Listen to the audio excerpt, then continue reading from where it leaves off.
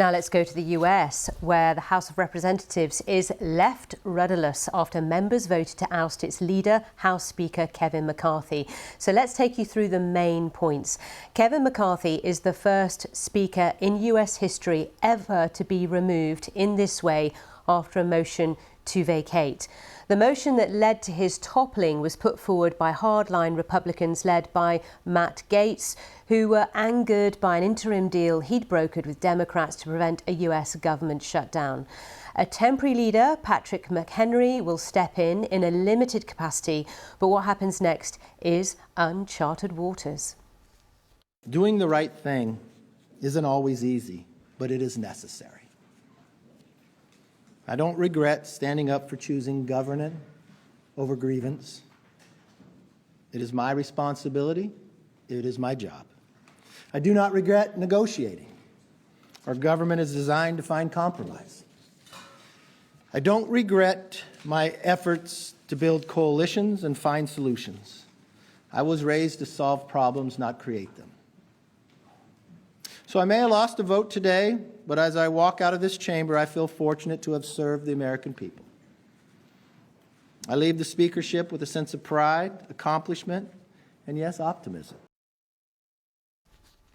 Well, Republicans will not meet again until next week to sort out who will become the next speaker. Kevin McCarthy said he will not run again, as you were just hearing there, blaming those in his conference who voted against him for creating turmoil in Washington. Other Republican lawmakers are angry at the 8 members of his party who voted to oust McCarthy. After the vote, Republican Don Bacon said Matt Gaetz should be thrown out of the Republican Party. It's really a vote for chaos. We have so many important issues that we have to decide on right now. Appropriations bills, the farm bill, the defense bill. We have a broken border right now, and all this is going to go on hold. I think it weakens America, and I think it's a good day if you're a Russian government guy or a Chinese communist. They're probably smiling and giving high fives to Matt Gaetz. Well, one of the 8 members of the Republican Party who voted to oust McCarthy is Congressman Ken Buck of Colorado. He told us why he defended his vote. I will put my conservative record of voting up against anybody, particularly someone from California like Speaker McCarthy or some of the other critics who have criticized me from New York. I believe that we are spending too much money in this country. I believe it's an existential threat to this country, and I believe that we need to, at this point in time, make sure that we are doing the right thing and spending responsibly, and that's why I voted the way I did. Well, let's unpack this with Professor of Political Science at the University of California, Berkeley, Sean Gale-Marge. Sean, a warm welcome to you. First of all, let's get your reaction to all of this. Really an astonishing scenario. Couldn't even imagine it as long as a decade or two ago. Uncharted territory and unclear what comes next. Well, that's just what I was going to ask you, Sean. What is likely to happen next? Obviously, the interim House Speaker has got very limited capacity, and yet it's a critical time. You know, we could be facing another government shutdown within weeks. Yeah, the budget deal that the Republicans just agreed to, that the House of Representatives just put forward, approved by the Senate and the President, which is what precipitated this crisis of leadership in the House, will only get us through mid-November. We're going to be in exactly the same position in about 6 weeks' time. Representative McHenry has limited powers to administer the business end, the nuts and bolts of the House, but not to forge the political leadership, the political agreements that are necessary to lead the party forward.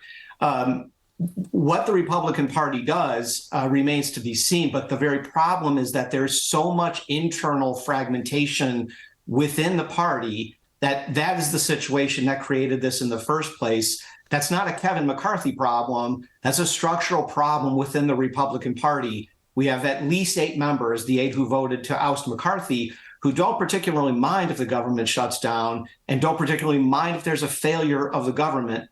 And that is an unprecedented situation, and that creates a real problem for the House of Representatives and for the government going forward. Who are people talking about could replace Kevin McCarthy at this point? Who are the front runners? It's really unclear. I've heard from 3 different Republican congressmen today, name 3 different people. So it's important to recognize that the vast majority of the Republican leadership did support McCarthy in the motion to vacate. And it's likely that they will support an establishment Republican candidate. A number of names have been thrown out. There's a deputy whip, Representative Emmert from South Dakota, being one that people are talking about. Maybe Elise Stefanik from New York, but as you heard, Congressman Burke called out specifically the states they were from, California, New York. It's unclear that at a sort of broad symbolic level, if people from these places can lead the conservative movement going forward. And there could be some surprises of people who are interested in the position but were unwilling to declare their interest in it as long as McCarthy's vote and speakership were still being decided. Now that motion to vacate is passed, we might see some new candidates come forward. And for our global audience, just remind us how important this role is. The Speaker of the House is an absolutely crucial role in managing the business of the House of Representatives. That is the presiding officer of the House. That person officially has to schedule all floor business, all chamber business in the House of Representatives, has to, by law, officially sign laws passed by the chamber to send them to the Senate for consideration or to send them to the president, has to arrange conference committees with the Senate when the 2 chambers disagree on laws. So there's a really crucial set of administrative obligations that are rolled up into this position.